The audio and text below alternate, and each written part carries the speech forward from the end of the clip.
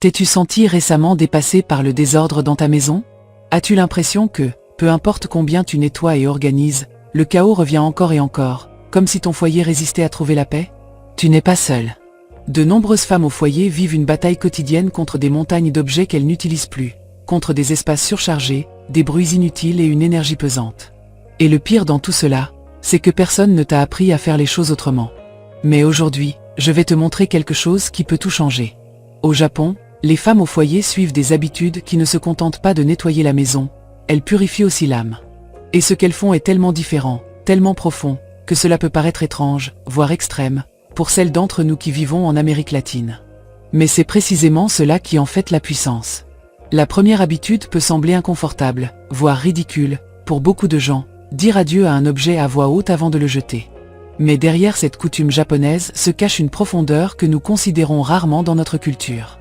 Au Japon, cette pratique est profondément influencée par le shintoïsme, une philosophie qui enseigne que tout, absolument tout, possède une âme, une énergie vitale, d'un vêtement à un ustensile de cuisine. Bien que cela puisse sembler être une simple superstition ou une croyance spirituelle, c'est en réalité un outil extrêmement puissant pour générer de l'ordre émotionnel et physique dans la maison. Imagine ceci, cela fait des années que tu gardes une veste que tu ne portes plus, mais que tu n'arrives pas à acheter parce qu'elle t'a été offerte par quelqu'un de spécial.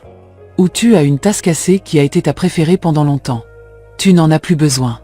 Tu ne l'utilises plus. Mais tu ne peux pas l'acheter. Pourquoi? Parce qu'au fond, tu es émotionnellement attaché à ces objets. Ils sont liés à des souvenirs, à des moments, à des personnes. Et sans t'en rendre compte, ces objets deviennent des encres du passé qui prennent de la place non seulement physiquement, mais aussi mentalement et émotionnellement. C'est là que cette habitude japonaise entre en jeu. Dire adieu aux objets, ce n'est pas leur parler machinalement, c'est reconnaître ce qu'ils ont signifié pour toi. C'est prendre l'objet, le tenir un moment entre tes mains et dire quelque chose d'aussi simple que « Merci d'avoir été avec moi. Merci d'avoir rempli ta mission. » Et ensuite, le laisser partir. Cela peut sembler insignifiant, mais cet acte symbolique a un impact énorme, il permet à l'esprit de clore un cycle. Tu ne jettes pas quelque chose, tu le libères. Et cela change complètement la façon dont tu te rapportes à ce que tu possèdes. Cela t'aide à comprendre que tout ce qui entre dans ta vie n'est pas destiné à y rester pour toujours. Certaines choses remplissent une fonction, un moment, une leçon, puis elles doivent partir. Souvent, nous accumulons par culpabilité ou par nostalgie. Nous pensons que jeter une vieille lettre ou un cadeau d'une personne disparue, c'est être ingrate. Mais en réalité, l'objet a déjà rempli son rôle. Il t'a déjà apporté de la joie, de la compagnie, de l'utilité ou du réconfort. Le conserver par obligation ne fait que créer du bruit visuel et une charge émotionnelle. Ce que propose cette habitude japonaise, c'est que chaque objet qui parte avec honneur. Qu'on ne le jette pas comme une ordure, mais comme quelque chose qui a eu de la valeur. Cette différence, aussi minime qu'elle paraisse, transforme totalement le processus d'organisation. Il ne s'agit plus seulement de ranger une maison, mais de purifier ta relation avec ce que tu possèdes. Et le plus étonnant, c'est que, lorsque tu essaies, lorsque tu remercies vraiment et laisses partir un objet à voix haute, ce n'est pas seulement le désordre qui disparaît, c'est aussi la culpabilité. Tu cesses de ressentir que tu perds quelque chose et tu commences à sentir que tu fais de la place pour du nouveau. Pour ce dont tu as vraiment besoin. Pour ce qui te fait du bien aujourd'hui. En Amérique latine, on nous a appris à tout garder, au cas où. Mais au Japon, on conserve ce qui honore le présent. Le reste, on le laisse partir avec gratitude. Cette habitude peut te sembler étrange au début. Tu peux ressentir de la gêne, surtout s'il y a quelqu'un d'autre à la maison. Mais fais-le quand même. Et c'est seul. Dis tout bas ce « merci » et lâche prise. Tu ne parles pas à un t-shirt ou à un vieux cahier. Tu es en train de te parler à toi-même. Tu es en train de te dire « je n'ai plus besoin de porter cela. Je suis prête pour l'ordre. Pour la paix. Pour une maison qui respire et qui ne s'étouffe pas dans des souvenirs stagnants. » Et ça, crois-moi, c'est un acte de puissance. Deuxième habitude, elle ne nettoie pas toute la journée. Elle nettoie à l'aube, avant que les autres ne se réveillent. Cette deuxième habitude peut sembler extrême, surtout si tu te sens déjà épuisé dès que tu ouvres les yeux. Mais au Japon, de nombreuses femmes, y compris celles qui travaillent à l'extérieur, se lèvent avant l'aube pour nettoyer. Ce n'est pas parce qu'elles ont du temps libre ni parce qu'elles sont obsédées par la propreté, mais parce qu'elles comprennent que la façon dont commence la journée détermine tout ce qui suit. Et elles le font en silence, avec des gestes doux, sans bruit, sans précipitation. Dès qu'elles se lèvent, elles ouvrent les fenêtres, laissent entrer l'air frais, balaient le sol, nettoient les surfaces et rangent l'essentiel, avant que quiconque dans la maison ne se soit levé. Elles n'allument pas la télévision, ne consultent pas leur téléphone. Elles nettoient. Et dans cet acte apparemment simple se cache une intention puissante, donner forme à l'énergie de la maison. En Amérique latine, nous sommes habitués à nettoyer par accumulation. Quand il y a déjà de la saleté, quand ça se voit, quand il n'y a plus le choix. Mais au Japon, elles nettoient par prévention. Elles n'attendent pas que quelque chose soit sale, elles le font avant. Et ce nettoyage, réalisé aux premières heures du jour, n'est pas seulement physique, il est énergétique. Il enlève la poussière, oui, mais aussi la lourdeur qui s'accumule dans l'environnement. Cette énergie stagnante qu'on ressent parfois dans une maison et qu'on ne peut pas expliquer, mais qui se manifeste par des disputes fréquentes, une fatigue inexpliquée, une certaine apathie. Le plus impressionnant, c'est que beaucoup de ces femmes sont aussi fatiguées que toi. Elles ont aussi des enfants, des soucis, des emplois et des responsabilités. Et pourtant, elles se lèvent avant tout le monde. Et elles ne le font pas pour recevoir des félicitations ni pour que leur maison ait l'air parfaite sur les réseaux sociaux. Elles le font parce qu'elles considèrent que nettoyer est une manière d'honorer leur foyer. Pas une punition, pas une obligation imposée par la société ou la culture, mais une pratique quotidienne qui maintient l'équilibre. Comme si le fait de balayer le sol balayait aussi les émotions négatives, les tensions, l'anxiété. Au Japon, nettoyer le matin est presque une forme de méditation active. Et elles le font en silence, car dans ce silence se font entendre ce que nous ignorons d'habitude, nos pensées, nos sensations, le rythme de la maison. Cette habitude peut sembler impossible si tu vis au rythme effréné de nombreuses femmes latino-américaines. Mais même 10 minutes suffisent. 10 minutes de conscience. Il ne s'agit pas de faire un nettoyage en profondeur, mais d'un geste symbolique qui prépare la maison à accueillir la journée. As-tu remarqué comment ton humeur change lorsque tu entres dans une pièce propre et aérée? Maintenant, imagine commencer tous tes jours ainsi. Avant que les autres ne se lèvent. Avant que les exigences du monde ne tombent sur tes épaules. Ces minutes sont à toi. Pour toi. Pour te reconnecter à toi-même et à ton espace. De plus, il y a quelque chose de très subtil mais de profondément transformateur dans le fait de commencer la journée par un acte de soin envers ton foyer. Cela te connecte à un but, à une sensation de contrôle au milieu du chaos. Tu nettoies une table, mais en réalité tu nettoies ton esprit. Tu remets des coussins en place, mais en réalité tu es en train de te dire à toi-même « Je suis présente ». Et lorsque le reste de la maison se réveille, tu as déjà semé une atmosphère différente. Plus sereine. Plus légère. Une maison qui s'éveille dans l'ordre n'a pas besoin de crier, ni de courir, ni de réprimer. Elle coule. Elle respire. Peut-être que tu n'as jamais envisagé de te lever plus tôt pour nettoyer. Mais si tu recherches une paix véritable dans ton foyer, une paix que l'on ressent dans l'air et non seulement dans l'apparence, alors cela vaut la peine d'essayer. Parce que l'ordre ne commence pas avec un balai, il commence avec l'intention de créer l'harmonie dès le premier souffle du jour. Et si tu y parviens, même pendant quelques minutes, tu verras que ce n'est pas seulement ta maison qui change, c'est toi. La troisième habitude japonaise peut sembler être une simple astuce d'organisation, mais elle renferme en réalité une philosophie profonde sur la manière dont nous nous rapportons à nos possessions. Elle s'appelle Ikidashi, ce qui signifie littéralement « tiroir », mais c'est bien plus que cela. C'est une manière d'honorer chaque objet que tu possèdes, même les plus ordinaires, même ceux que d'autres considéraient comme sans valeur. Ce système consiste à organiser les choses, surtout les vêtements, dans des tiroirs ou des compartiments, en les pliant à la verticale, comme de petits livres alignés sur une étagère. Rien n'est empilé. Rien n'est caché. Tout est visible en un coup d'œil, comme si chaque vêtement avait le droit d'être vu, d'être reconnu, de respirer. Cette méthode peut sembler inutile, voire exagérée, si tu as l'habitude de forcer les vêtements dans les tiroirs juste pour réussir à les fermer.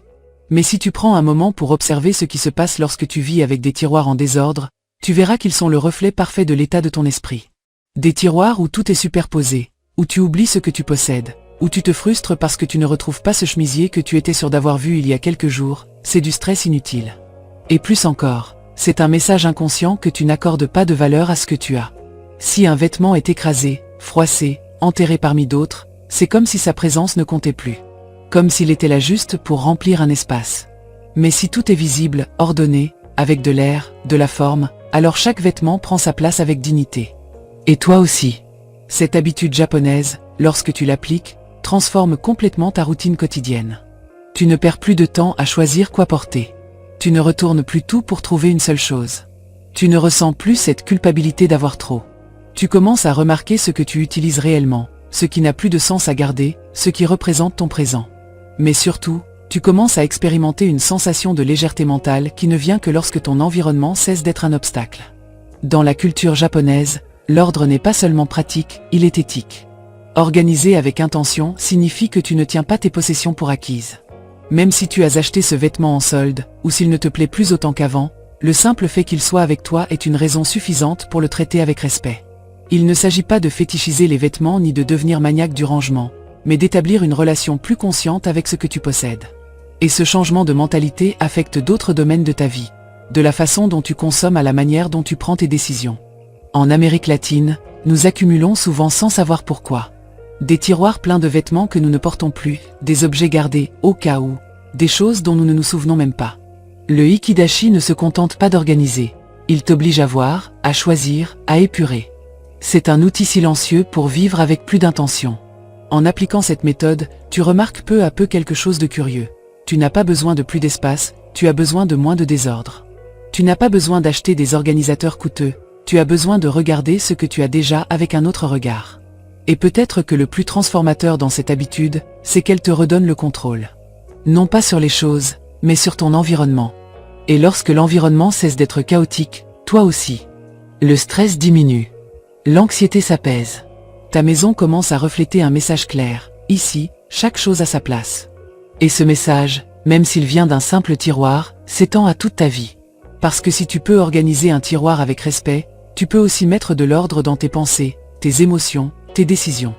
Le Ikidashi n'est pas seulement un système. C'est une déclaration silencieuse d'ordre, d'équilibre et de paix. 4e habitude, elles ont un hôtel de gratitude chez elles. Cette habitude japonaise peut paraître étrange pour beaucoup de personnes qui ne pratiquent aucune religion ou qui vivent concentrées sur les exigences du quotidien sans jamais prendre le temps de regarder vers l'intérieur. Mais c'est justement pour cela qu'elle est si transformante. Dans de nombreux foyers japonais, même les plus modernes et laïques, il existe un petit coin réservé exclusivement à la gratitude. Ce n'est pas un hôtel au sens religieux traditionnel, ce n'est pas un lieu de prière avec des rituels et des règles, mais un espace symbolique, un point de rencontre entre l'âme et le foyer. Cela peut être une simple étagère, une petite table près de la fenêtre, un coin discret où l'on place une bougie, une fleur fraîche, une jolie pierre ramassée lors d'une promenade, ou même une photo qui évoque le calme et le sens. Ce qui compte, ce n'est pas ce que tu y mets, mais ce que cela représente, un acte d'arrêt, de souvenir, de remerciement. Et c'est justement ce qui manque souvent dans nos maisons. Nous courons, nous accomplissons, nous organisons, mais nous nous arrêtons rarement pour simplement remercier, pour reconnaître ce que nous avons, pour ramener au présent ce qui compte vraiment. Et ce petit hôtel, aussi humble soit-il, devient un phare silencieux au sein du foyer. Un lieu qui, sans parler, te rappelle de revenir à toi. Au Japon, cette habitude n'est pas nécessairement liée à une religion. Elle est liée à l'énergie de la maison. On croit que lorsqu'un espace contient au moins un point de gratitude consciente, toute la maison s'harmonise. Il n'est pas nécessaire d'avoir une grande décoration ni des objets mystiques. Une bougie allumée, par exemple, représente la vie. Une fleur fraîche, la beauté éphémère des choses. Une tasse de thé, la chaleur. Une photo, la mémoire. Peu importe ce que tu choisis d'y placer, l'important est que cet espace ne soit pas envahi par le bruit du monde extérieur, par le stress, ni par l'oubli. Et ce qu'il y a de plus frappant avec cette habitude, c'est la façon dont elle peut changer ton état émotionnel en seulement quelques minutes. Lorsque tu t'arrêtes devant ton coin de gratitude, que tu respires, que tu observes et que tu dis simplement dans ta tête « merci », quelque chose en toi se réajuste. C'est comme si tout le bruit mental se mettait en ordre pendant un instant. Comme si la maison t'enlaçait en silence. Cela n'élimine pas tes problèmes, ni ne rend ta vie magiquement plus facile, mais cela change ta manière d'être présente. Cela change l'énergie avec laquelle tu affrontes ce qui vient ensuite. Beaucoup de femmes en Amérique latine vivent en mode survie. Elles répondent aux attentes de tout le monde, sauf aux leurs. Et c'est pourquoi cette habitude devient presque un acte de rébellion. C'est un geste pour appuyer sur pause, pour arrêter de faire et simplement être. Et dans cette brève pause, tu te rends compte de tout ce que tu as déjà, de tout ce qui a bien fonctionné, de tout ce qui est encore là avec toi. Au lieu de te concentrer sur ce qui manque, tu remercies pour ce qui est là. Ce changement de perspective transforme non seulement l'ambiance de la maison, mais aussi ton attitude. De plus, ce petit hôtel devient aussi un refuge émotionnel. Lorsque les jours sont difficiles, quand tout semble aller de travers, tu sais que tu as cet endroit où aller. Non pas pour fuir, mais pour te reconnecter. Et avec le temps, tes enfants ou ta famille perçoivent aussi cette énergie.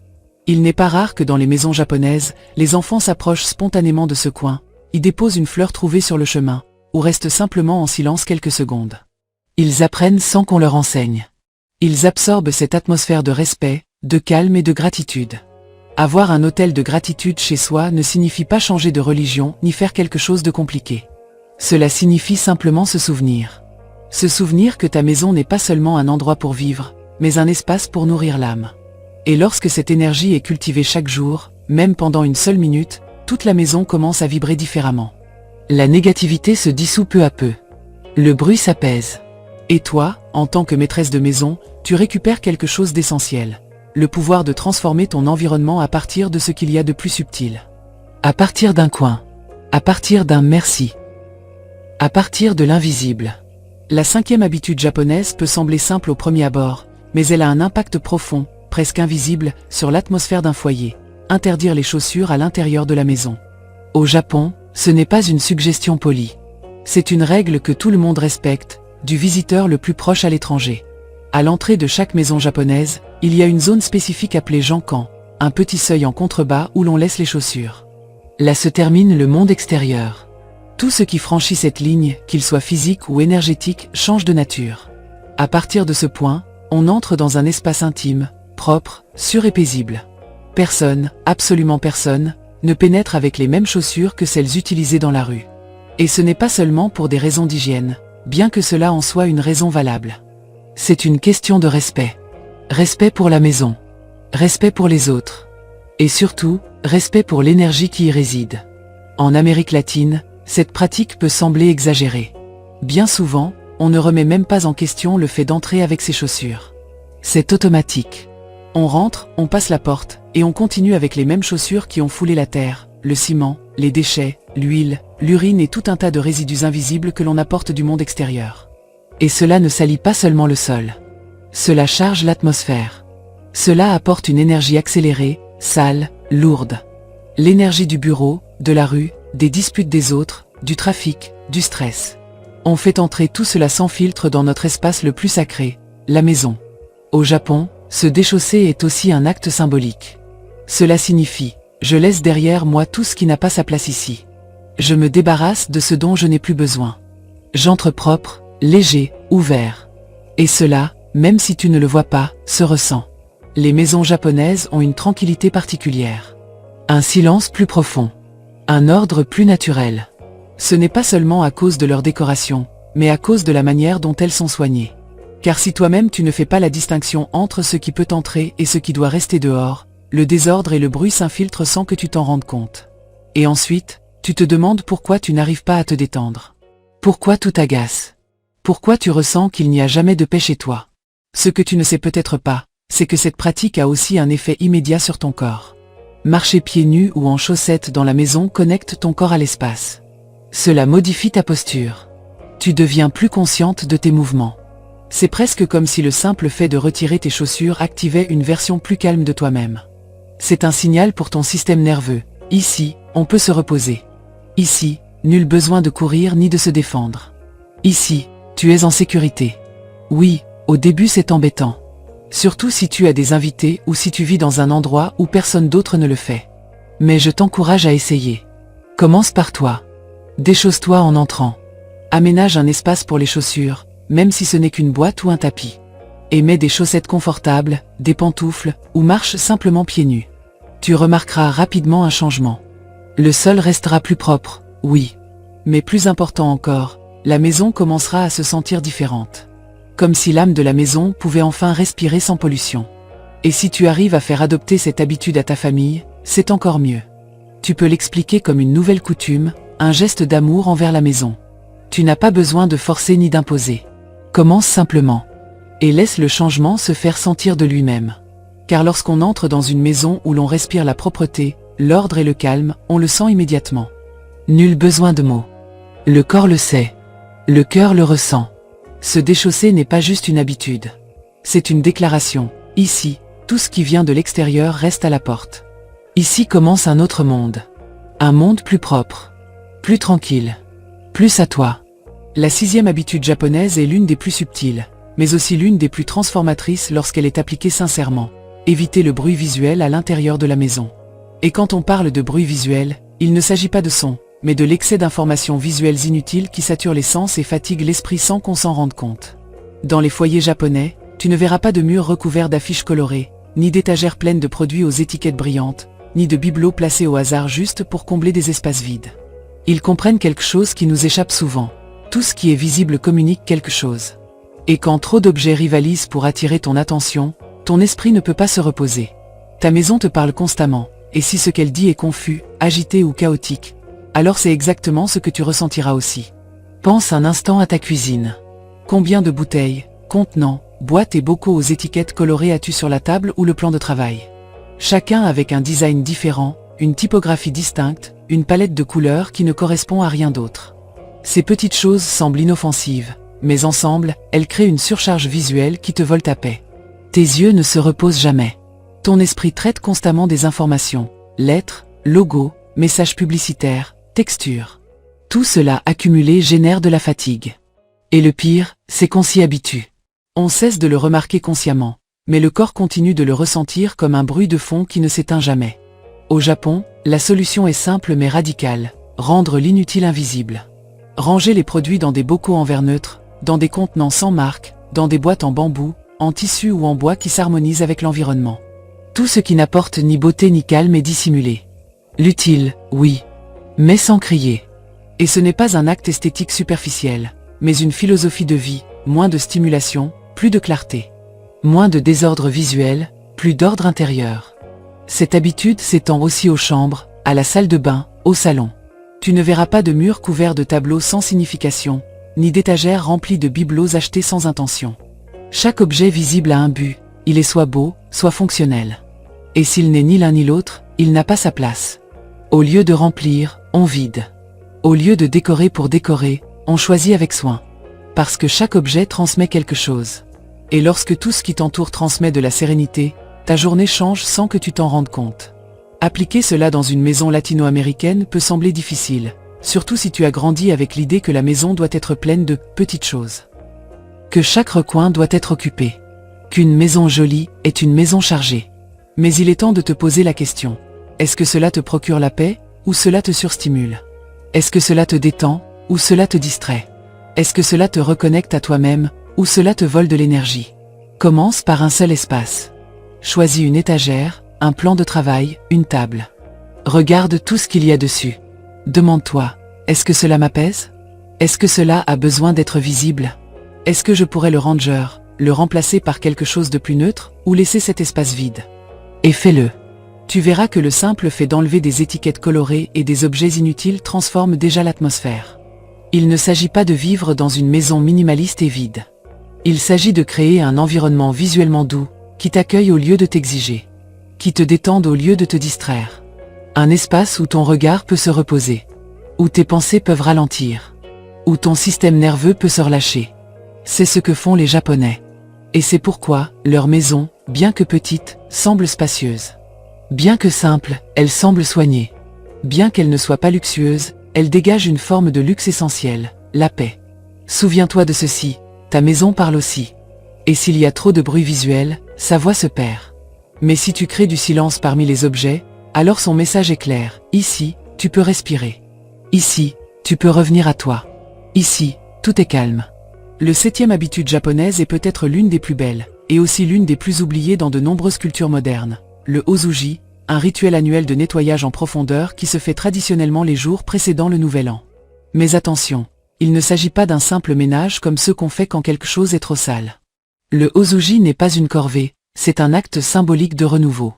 Les Japonais nettoient chaque recoin de leur maison, des espaces visibles au plus cachés, avec la même dévotion qu'une préparation à une renaissance. Ils ne le font ni par obligation, ni par honte, ni par pression sociale. Ils le font parce qu'ils croient que la nouvelle année mérite d'être accueillie dans une maison qui respire la pureté. Et ce n'est pas seulement extérieur, c'est aussi intérieur. Chaque objet est touché.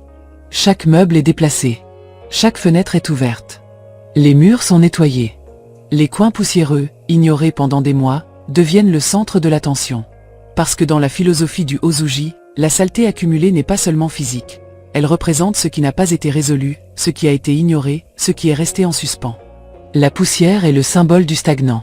Et c'est pourquoi passer un balai ou un chiffon ne suffit pas. Le Ozuji demande de la présence, de l'intention, du silence, une attitude cérémonielle.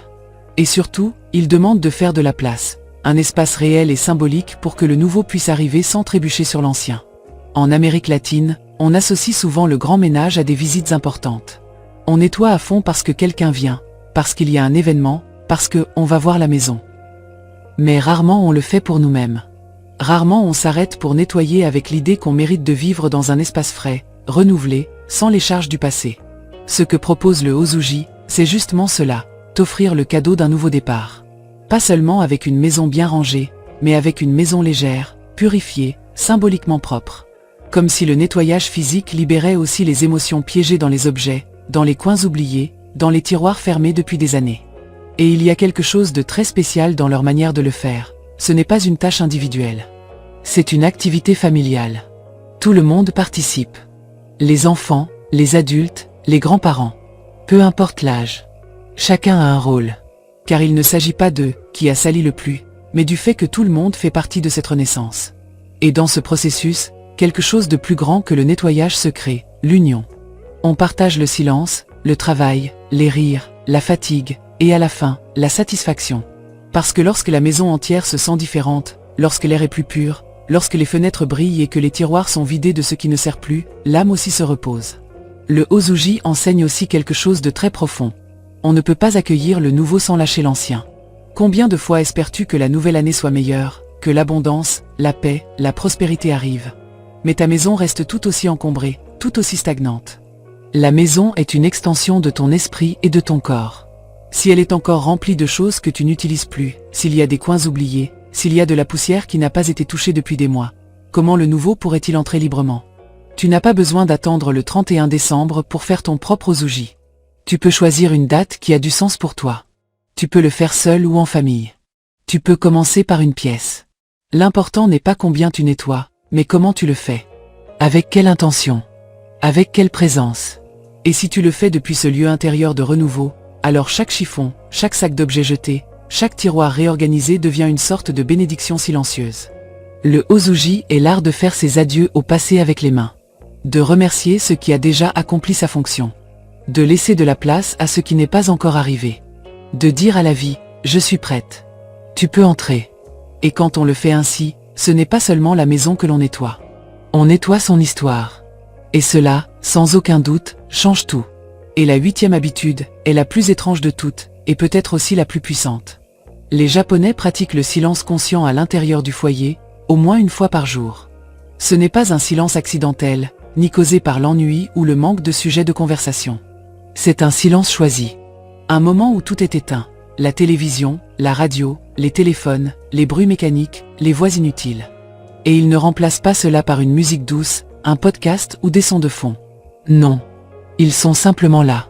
Dans un silence total. Ils ne parlent pas. Ne font rien. Ne cherchent pas à se distraire. Ils respirent. Écoutent l'espace.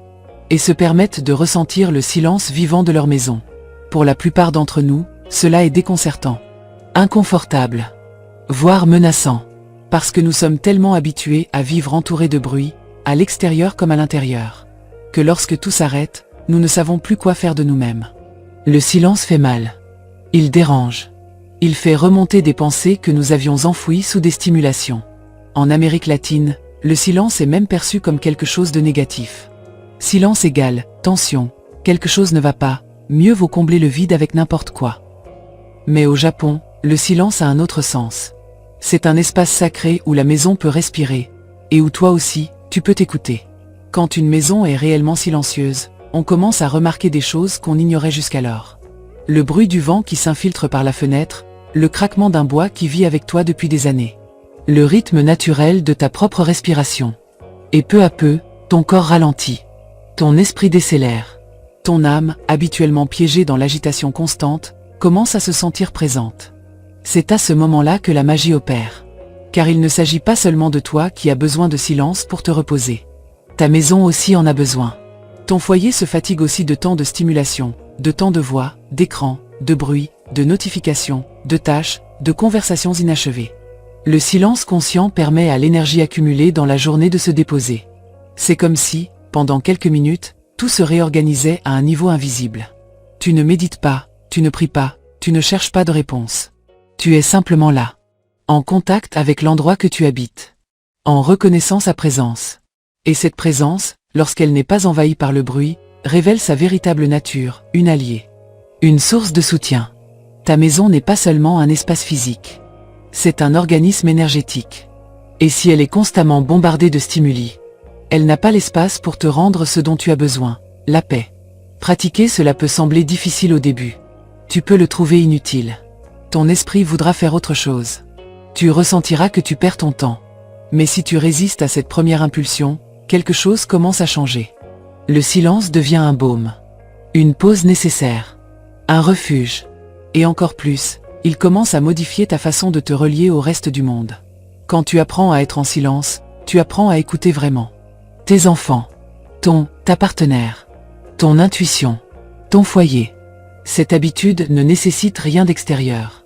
Pas de technique spéciale, ni d'achat. Seulement de la volonté. L'envie d'offrir à ta maison et à toi-même un espace de calme. Un moment sans exigence. Un repos sans condition. Cela peut être 5 minutes ou 20. Le matin, avant que le tumulte commence, ou le soir, quand tout le monde dort. Mais que ce soit total. Sans parole. Sans écran. Sans autre intention que d'être là. Sans faire. Sans remplir. Sans fuir. Et si tu le fais chaque jour, même quelques minutes, ta maison changera. Et toi aussi. Parce que ce que le silence révèle, aucun bruit ne peut le faire. C'est là que l'âme peut rentrer à la maison. Là où l'essentiel se remet en place. Là où la vie, enfin, s'écoute.